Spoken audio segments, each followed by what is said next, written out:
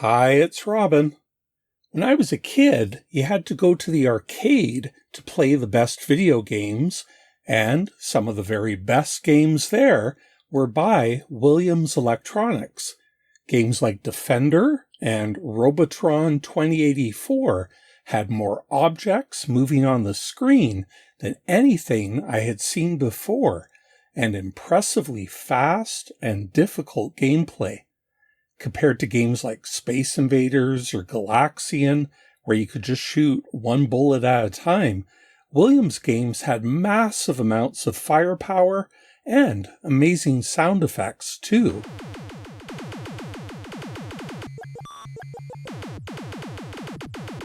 Both of these games were designed by Larry DeMar and Eugene Jarvis. Jarvis was also responsible for later games, Narc, Smash TV, and Cruisin' USA and its sequels. I was fortunate enough to meet him at the Midwest Gaming Classic near Milwaukee, Wisconsin, some years ago. He's a very enthusiastic guy. Now, while making Robotron, DeMar and Jarvis were inspired by two games in particular, at least at the beginning of Robotron development. So I was very surprised to learn that one was a Commodore PET game from 1979 called Chase, and I happen to have it loaded here on this Tynemouth Mini PET. Here's the listing in case you feel like typing it in. And we'll run it. So it's called Chase by Creative Computing, published in Morristown, New Jersey. You're within a high-voltage maze. This game might not seem to have a lot in common with Robotron, but it really is a predecessor. If you look at the map here, the X's are the high-voltage walls. You can't walk into those. The asterisk is your player, and the 5 plus signs on the level are the robots or sentinels, interceptors that are after you. This original game is very much like a terminal-based game. These were still around when I was a kid, but of course they just really faded into obscurity. But you'll see here, you have to enter your moves. So since I'm that asterisk, as it says above on the screen, the moves are, and then a bunch of numbers. So to go northwest or up and left, I want to press 7 to try and get away from that plus sign. So I'll press 7 on the number pad. You see it's in the top left of this sort of D-pad, and press return. And now you'll see that the screen will draw itself over again, almost like it's a video or even a printer terminal type game where there's no refreshing the screen itself. Okay, so you see there's a plus sign, and actually I can tell already I think I'm doomed here. I'll use 4 to go left.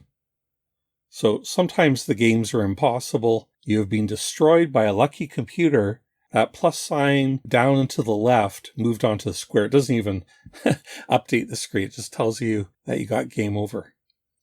Okay, so I found this a little frustrating to play. So what I actually did was improved, well, in my opinion, I changed the game a bit to make it slightly more playable. So I've called that Chase 2, and we'll run that. Okay, so I changed the formatting a little bit. You're within the walls of a high-voltage maze. There are 5 security machines trying to destroy you. And as it says, the goal is to maneuver the interceptors into an X, into one of those high-voltage walls.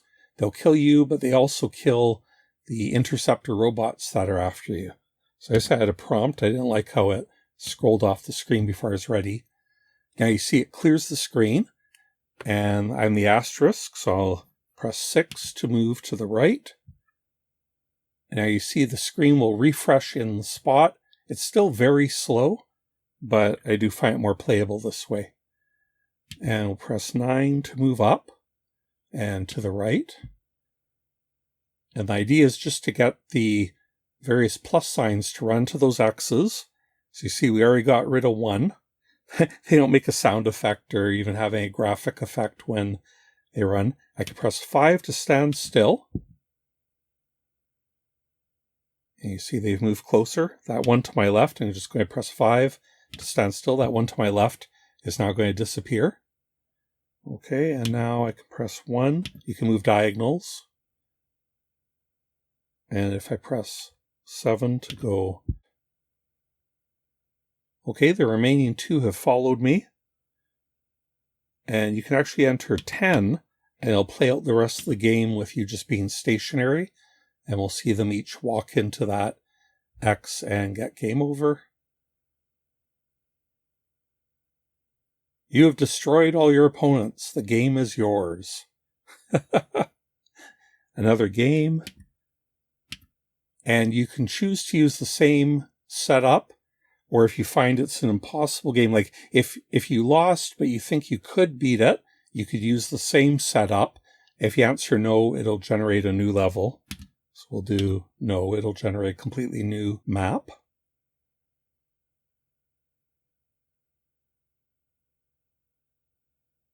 Okay, there. And there's one more feature here. If you press 0, $6 million jump. Just actually flashed on the screen really quick there, but you have been destroyed by a lucky computer. Oh, I must have landed on one. Okay, so if you're a Robotron fan, I thought you might be interested in seeing this, and some of those elements really did follow through. Apparently, they basically cloned this game for the first playable version of Robotron, but of course, instead of being turn-based, it was arcade-based. It was like fast action. Instead, just 5 enemies. They had a whole bunch of them, and they thought it was fun for a while, but then it got kind of boring. They thought, this needs another element, well, at least one more element. Okay, so here I've got the Atari 2600 Plus, which is a modern Atari 2600 recreation that has HDMI out, but it still takes real cartridges and uses real 9-pin joysticks, so I kind of like it. And so I've got here is the cartridge Berzerk, which is the other major influence. They took the gameplay from Chase, but needed another element, and the inspiration was here in Berzerk. That the player can shoot. Kind of makes, kind of obvious, isn't it?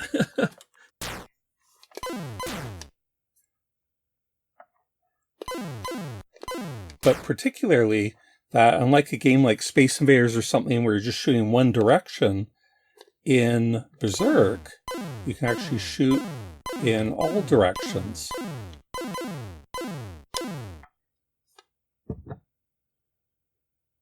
Oops.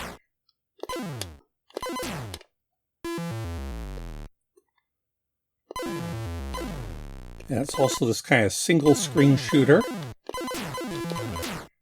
Ooh.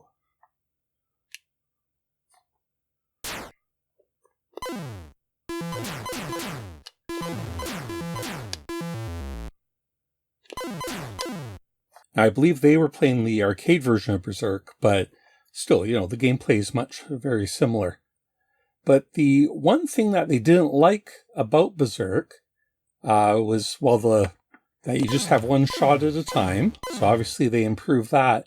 The other problem is that you can only shoot in the direction that you're moving. So if you want to shoot right, you got to move right and then shoot.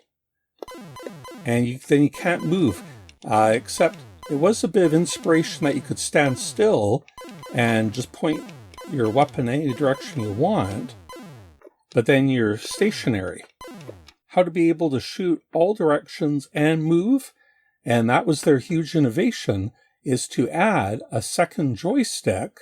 One stick moves your player, and the other joystick controls the direction of fire, and there's actually no need for even a fire button then. Just leaving the stick in the middle in neutral means that you're not shooting, and then you are shooting whenever you push any direction. Okay, so now I've got here the Commodore 64 version of Robotron 2084 by AtariSoft, which is decent, but not nearly as good as the arcade.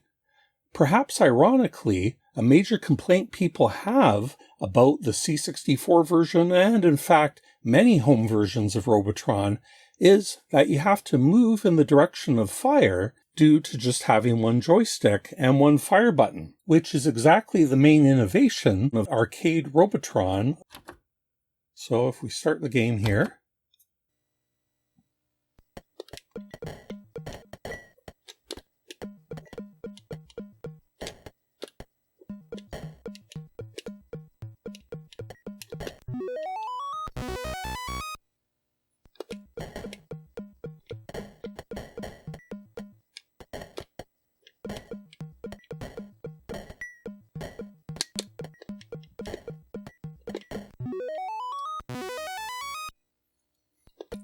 okay, so you see that the frame rate's not great, but actually the player's shots keep moving at a better speed, and it's actually the enemies who slow down. It's actually a pretty good compromise, and they really do get a lot of things moving on screen at once. So I'm not saying it's great, but it's not terrible either. I find it pretty playable.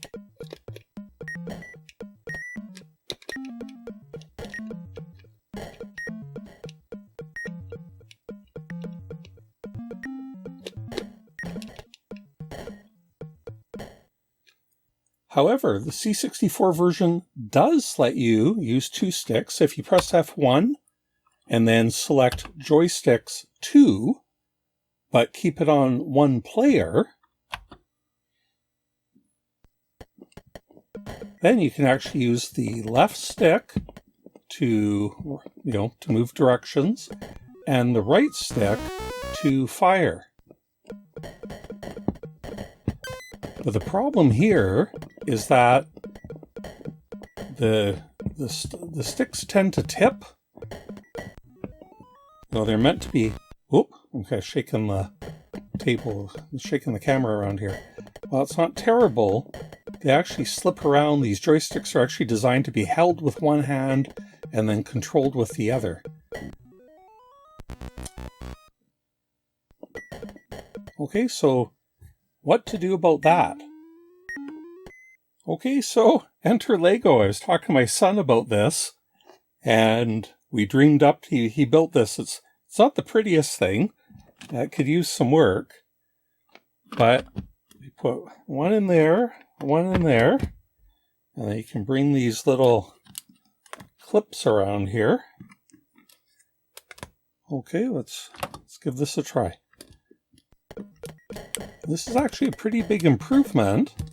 It's not perfect, but it does keep the sticks in a good position and mostly prevents them from tipping over unless you really haul on it.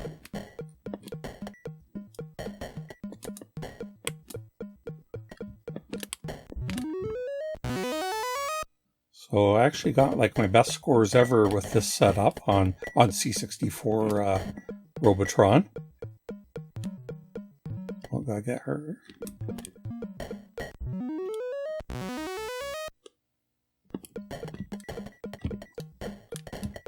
Starts getting tough around wave 4 here. And those tracer things start coming, that just gets brutal. Oh.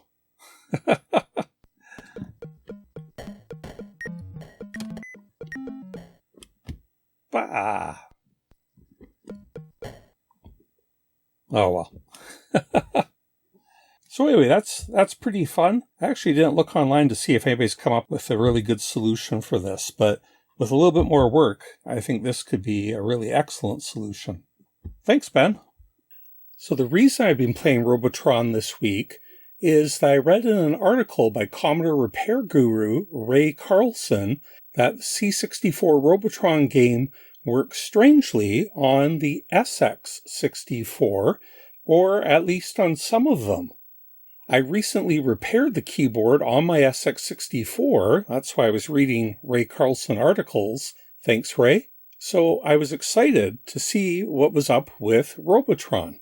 The SX-64 is basically a portable Commodore 64 in this luggable case with a built-in 1541 disk drive and 5-inch color CRT, and it's apparently the world's first portable color computer.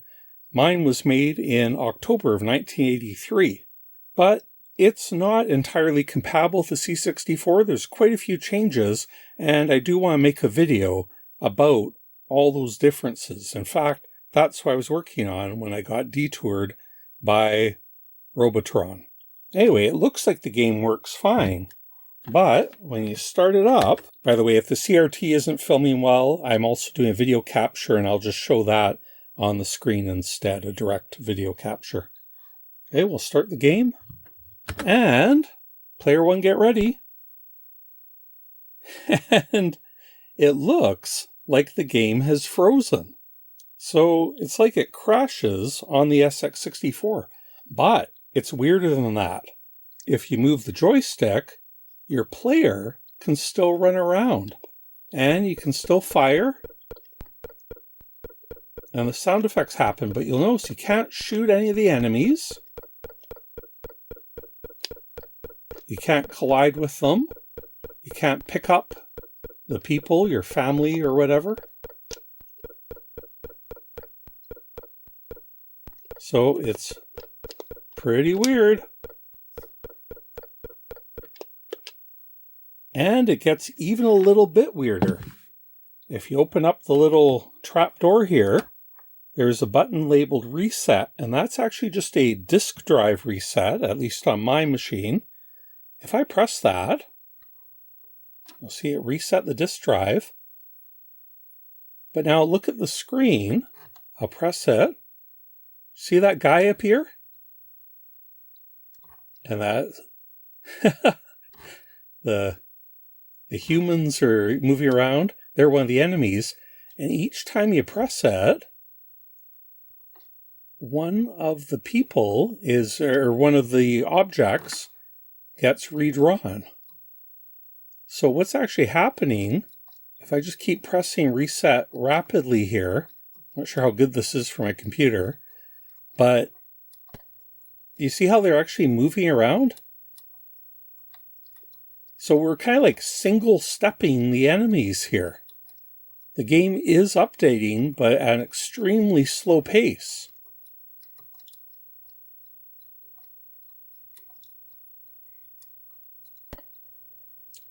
Oh yeah, this actually reminds me, in that PET chase game, you know how all those blocks kill you and you try to get the enemies to run into them. That's actually preserved in Robotron, that these regular enemies here, these red guys, actually always just keep homing towards you, just like the PET chase game. And the screen is full of currently these little red stars, or whatever you want to call them. They will kill both you and the enemies, and if they run into them, they actually disappear. So that part of the gameplay is completely preserved from the PET game. I forgot to mention that earlier. And just the slow-mo game reminded me of that. Okay, so what a bizarre bug. Okay, so Ray says that what's happening is that the disk drive or disk drive controller has an SRQ line, and it's connected to the flag input of CIA number 1 on the C64 side, but that line is left floating. That is typically a bad idea in electronics, for a line to be left floating and not pulled high or low. And it can be seemingly random. Of course, it must follow the laws of physics somehow, but it could be in either state, and it could actually even change. And I guess this varies from SX-64 to SX-64, and may even depend on solar flares or whatever you got going on in your house or anything. Okay, so if we drop out to basic here, you can actually find out if your SX-64 has this fault. All you have to do is print peak 56333 and press return. And my SX-64 consistently gives 16. So 56333 is DC0D hacks, which is the interrupt control register for CIA number 1. On a regular Commodore 64, if you do this peak, or a non-buggy SX-64, you'll get a 0 back. That is the normal state for that input-output register. So that flag line is connected to bit 4 of this register. Bit 4, if you go 2 to the power of 4, that equals 16. So that means that that line is high on my SX-64 and many others apparently, but not all. And on normal C64, which I'll show in another window, you will get 0 consistently. Okay, so one way or another, that's what's causing this bug in Robotron. And apparently some other C64 programs have trouble on certain SX64 because of this. I've heard various fast loaders can have a problem with this as well. So I'm aware of 3 fixes for this problem. Ray Carlson suggests installing a 3.3K resistor from P12 pin 4, which is the keyboard connector header, which is a 5-volt DC source, and P11 pin 1, which is the SRQ line on the internal serial port connector on the I/O board. And he's got a picture of it on his website and the write-up. I'll include a link in the video description. I'm sure this is a very good idea and probably the very best fix, but I really don't want to start modding my SX64, and I'm going to be totally honest, I don't want to fix it permanently. I'm glad I have a weird buggy one. What else am I going to make videos about? Another way to temporarily fix it is to plug an IEC cable, disk drive cable, into your SX64, and then if you got one, grab one of the more modern Commodore disk drives, such as this 1541-2 or a 1571, a 1581. This was suggested by Meatloaf creator Jamie, who says his Meatloaf device also has this fix. Okay, so we just plugged it in. You don't even have to power up the drive. Just power up the computer. We'll start Robotron. Okay, so exactly the same game. And the only difference is that we have the disk drive plugged in now. And there it is, working like normal.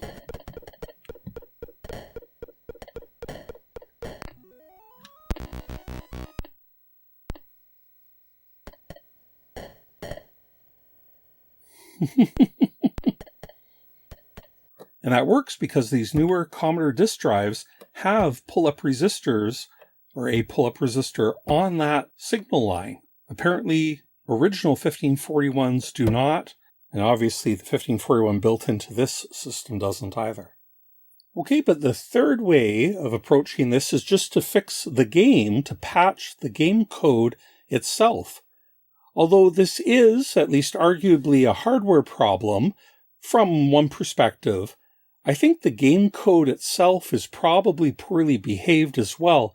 It really shouldn't be doing this, just because of that one bit. Okay, so let's look at this. I found a Robotron cartridge image online, so we'll use that, and we can take a look at the ROM and figure out the cause of this problem. Well, we know the hardware side. What's the software side? So if we go into the Super Snapshot monitor, okay, so we've got the Robotron 2084 cartridge image. So we can load it into memory, just like 2084 CRT. Now, this is a little weird because cartridge images aren't really C64 files. They're meant either originally for emulators and then for cartridges like EasyFlash or Kung Fu Flash, but we can still work with them. If we load into memory, the first 2 bytes will be interpreted as the load address. So they are 4336. They're in reversed order because that's how the 6502 does things. It's almost exactly 16 kilobytes or 4,000 bytes hex plus a little bit more. So from here to here is 4,000 hex, or 4000 hex, plus a little bit more, and that's the header for the cartridge file, and 2 bytes were lost as a load address. But that's okay, we don't really need them. Just got to keep that in mind, that where it's loaded into memory isn't where the actual cartridge will sit in memory later. We already know that the problem byte is that 56333, that location we were peeking earlier. So in hex, that is DC0D. So what we're probably going to hunt for, just because it's round from 3,000 to 8,000 hex, for the sequence 8D, which is the opcode for store A, in the low byte 0D and high byte DC. That's the machine code for the sequence store A in DC0D. We'll see it in just a moment. Okay, yep, and there, it's found one, and only one, so that's really convenient. And now we can disassemble. Just we'll go back 10 hex bytes earlier and just scroll down. Okay, and here is the sequence right here. We're loading FE hex into the accumulator, immediate mode, and then storing it in that DC0D register. Okay, so I think this is the problem. So here in mapping the C64, this is that register. It says interrupt control register. And this is one where it has different values if you read it or write it. As I said, normally it returns 0 on a C64, which means, so here it says read, did timer A count down to 0? Read did timer B, and so on. So when you read it, normally you just get 0 for everything. But we're talking about how on the SX-64, it returns 16, which means that bit 4 is set. Read was a signal sent on the flag line. Well, there you go. That's the flag line that is floating on this SX-64. Yes, a signal is sent on the flag line.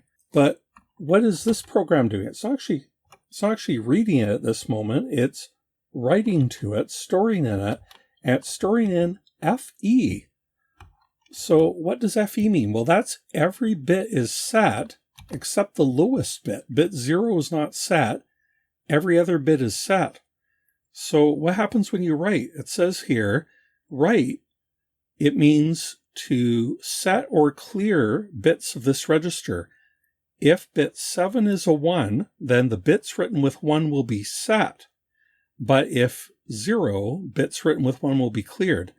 Load A with FE and then storing it in this register, what it's doing is setting the bits of this register, all of them, 6 and 5 aren't used, but 4, 3, 2, and 1 are being set, and 0 is not. And I think that's exactly opposite of what the programmer intended. Because if you write to bit 4, that means to enable the flag line interrupt. So what the programmer really wanted to cause an interrupt on timer A, but what they did instead was cause interrupts on anything but. On a normal 64, this has no effect because that flag line isn't going high, but on the SX-64, it's generating spurious interrupts all the time. And because of this setting, the CIA interrupt is occurring over and over again from that flag line.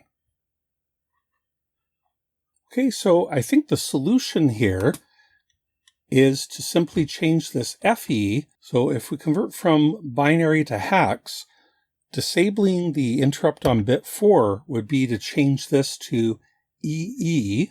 Okay, and that right there should have fixed the problem. No longer will the flag line cause an interrupt.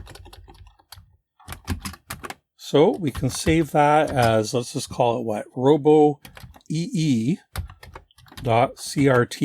And we're going to save that to device 8 from locations 3643. So we're not going to lose any bytes because it's going to have the same load address here. and 7691 is the end address. You can still see them up there. This is a little bit of a weird way of approaching it. Probably better to use a hex editor or something, but anyway, this will work. Okay, so we're just going to save that. Okay, and actually, I think the even more correct way of fixing this is to change this to 8.1. That means to enable CIA1 interrupt. It's a little weird that was working without that, but I think the reason is because there was already a CIA interrupt on timer A active. That's the default when you power up a Commodore 64. So I think that's why it was still working. So I think this is an even better fix. Just changing the same byte, but instead telling it just to enable bit 0, which is the timer A. Okay, so I'll also save that, just in the name of science. Robo 81, I'll call it. Okay, now I've got my EasyFlash 3 plugged in here. Let's go into the built-in Easy Program file here. And we will write a CRT to flash. And what slot? Well, here, let's use empty slot 5 right below Robotron 2084. Let's write in Robo EE first.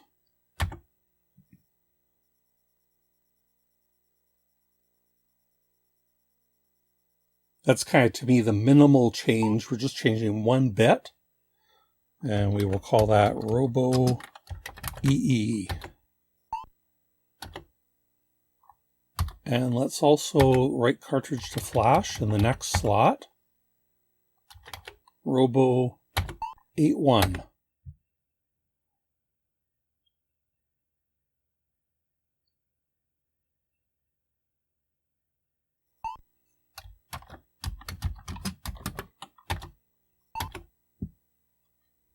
Okay, so now if we go to the menu here, we'll see down the bottom right here, it's added both of those, Robotron 2084. And actually we can just even test Robo EE here, just to make sure it works on the 64C. By the way, I'm not using my SX-64 for all this because I don't entirely trust that cartridge port. It's a little bit flaky, and I don't want to write to my EasyFlash with it.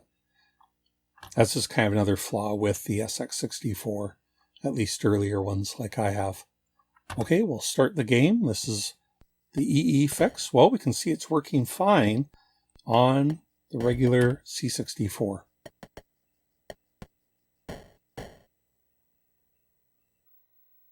Okay, back on the SX-64, and I've got the EasyFlash cartridge plugged in. Here's the menu. Just to confirm, we'll run D again, which is the regular cartridge image. And we'll start the game. And yeah, it's still frozen.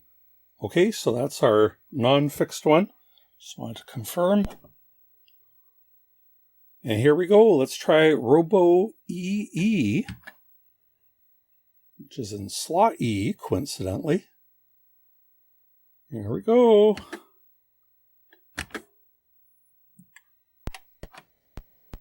And yeah, that fixed it.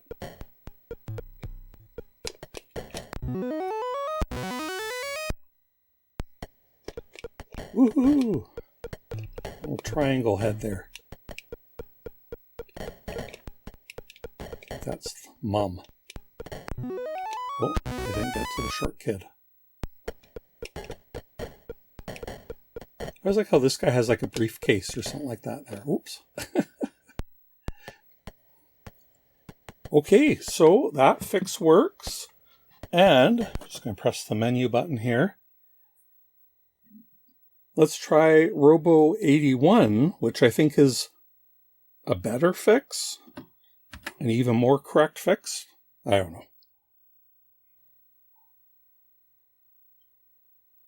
Here we go. Yep. And that works too. Oh, there's the briefcase guy. Okay, see those objects are going that, so you can make the guys run into those, whatever we're going to call them. Those obstacles, the high voltage things from the PET chase game. There. I took out those guys. There's triangle head. Whoops.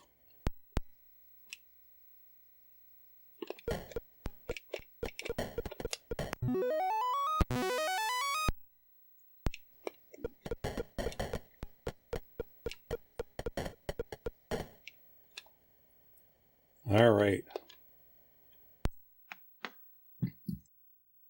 Okay, so there's a software fix, but if you prefer, you're welcome to do one of the hardware fix on your SX-64. I'm going to leave mine alone though. And I did ask around on Facebook, another SX-64 owner in Manitoba also has a GA2 series computer. That's what this SX-64 is from the GA2 series. What's weird about that is there's only about 1,000 known units from that series. And the only person, when I asked, the only person who actually tried and responded had one of those same GA2 units. Out of there may be 80 or 90,000 of these made total. So what are the odds? Maybe that GA2 series was much more common in Canada for some reason. And what was interesting is his works fine. It does not exhibit this bug. So it's not even necessarily that all the SX-64 of a certain series would work better. His was actually earlier as far as the serial number is concerned. So you'd think that mine would be fixed rather than his, but whatever. It could be something that comes and goes. This has been very consistent for me this week while I've worked on this video. Okay, I hope to have more SX-64 videos coming in the near future. Thanks very much to my patrons for their support. Thank you for watching, and we'll talk to you next time.